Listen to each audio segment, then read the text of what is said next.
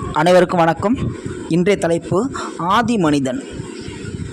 இயல்பாக நம்ம முன்னொரு காலத்தில் வாழும் பொழுது எப்படி வாழ்ந்தோம் அப்படின்னா, காடுகளிலும் மலைகளிலும் குகைகளிலும் வாழ்ந்தோம்.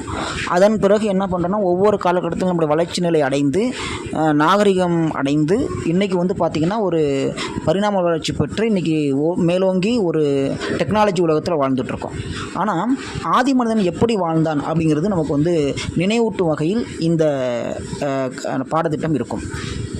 அதாவது, ஓரிடத்தில் மனிதன் தங்கும்போதுதான் விடுகதையாக இருந்த அவன் வாழ்க்கை சிறுகதையாக நீண்டது. அவன் பசியின்றி வாழ்ந்தான். ஆனால் அவனுக்கு வியாதிகள் வரத் தொடங்கின. இருந்தாலும் ஆயுள் நீண்டது. மரங்களை பார்த்தே அவன் விவசாயத்தை கற்றான். அவன் குகைகளை பார்த்தே கூடாரம் அமைத்தான். அவனுடைய சுண்டு விரலை பிடிக்கவும் இயற்கை உதவியது. சுட்டு விரலை காட்டவும் அது முயன்றது. இயற்கையை ஒன்றெடுக்க மனிதன் மேற்கொண்ட நடவடிக்கைகளையே நாகரிகமாய் கலைகளாய் நாட்டு வாங்கம் செய்தன. இயற்கை என்றவுடன் நமக்கு உலகின் இனிய பக்கங்களே நினைவுக்கு வருகின்றன. பறந்து விரிந்த பால்மணர் கடற்கரைகளை நினைத்து கொள்கிறோம்.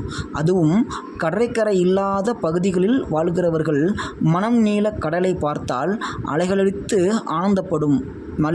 மலேயாவில் லங்காவி என்கிற தீவுக்கு நான் சென்ற போது அங்கிருந்த கடற்கரையின் மணல் கோலமாவைப் போல வெண்மையாய் இருப்பதை பார்த்தேன். ஒரு காலத்தில் சென்னை கடற்கரையும் இப்படிதான் இருந்திருக்க வேண்டும் என அளவுக்கு அதிகமாய் மாசுபடுத்தத்தில் இதன் இயற்கை அழகு தொழுநோய் வந்தவனின் விரல்களை சிதைந்து போயிட வேண்டும். சில கடற்கரையில் 6 அடி ஆழத்திற்கு புழுக்கள் இருக்கின்றன.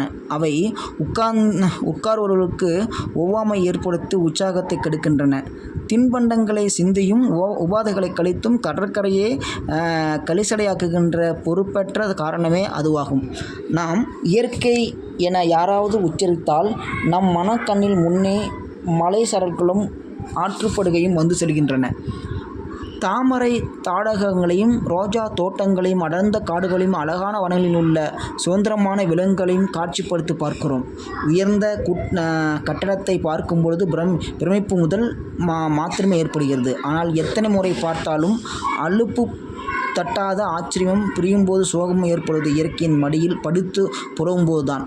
இதுவரை பல முறை குறிப்பிட்ட மலைவாழ் தலங்களுக்கு நான் பணிக்கவும் இளைப்பாறுப்பிருப்பேன். அதனால் ஒவ்வொரு முறையும் இயற்கை நம்மை ரொம்ப அற்புதமாக மாறுகிறது. சரி, ஆதி மனிதன் எப்படி வாழ்ந்து கொண்டிருந்தான்? அவன் எப்படி நாகரிகம் அடைந்தான்? ஒவ்வொரு காலகட்டங்களும் இயற்கை ரசித்தான். இயற்கையோடு ஒன்றி வாழ்ந்தான். இயற்கை எவ்வாறு இருக்கிறதோ அவ்வாறு போல தன்னை மாற்றிக்கொண்டான்.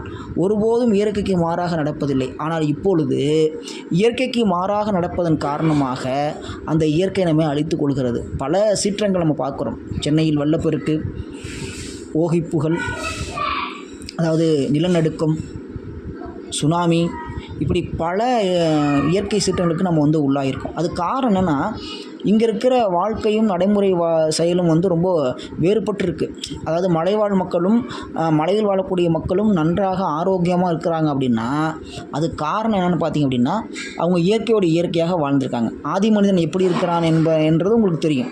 அதாவது ரொம்ப அற்புதமாக குகைகளையும் பொந்துகளையும் வாழ்ந்தான். ஆனால் நோய் இல்லாமல் இருந்திருக்கான். ஆனால் இப்போ அப்படி கிடையாது. நோய் நொடியும் அதிகமாக இருக்குது. மனிதன் வாழ்க்கை மாறி இருக்குது. வருமானம் வருது. பரிமாண வளர்ச்சி அடைஞ்சிருக்கான். மருத்துவத்துறையில் மேலோங்கி நிற்கிறான். டெக்னாலஜி மேலோங்கி நிற்கிறான்.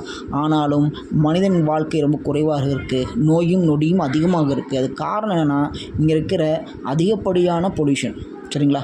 அப்போ இயற்கையோடு இயற்கையாக நம்ம வாழணும் அப்படின்னா அந்த இயற்கையை பாதுகாக்கணும். அது மட்டும் இல்லாமல் அந்த இயற்கையோட நம்ம ஒன்று நிற்கணும். சமீபத்தில் சுனாமி ஒன்று வந்துச்சு. உங்களுக்கு தெரியும், சுனாமி மிகப்பெரிய ஒரு இதை உருவாக்குச்சு. அந்த சுனாமியில் பார்த்திங்கன்னா ஒரு ஏரியா மட்டும் பாதிக்கப்படலை. என்ன சொல்லுவாங்கன்னா, முத்துப்பேட்டை பக்கம், அதாவது தஞ்சாவூர்னு சொல்லுவாங்க. தஞ்சாவூர் பக்கம் முத்துப்பேட்டை. அங்கே முத்துப்பேட்டை பக்கத்தில் என்னென்னு பார்த்திங்கன்னா, பக்கத்தில் கடல் இருக்குது.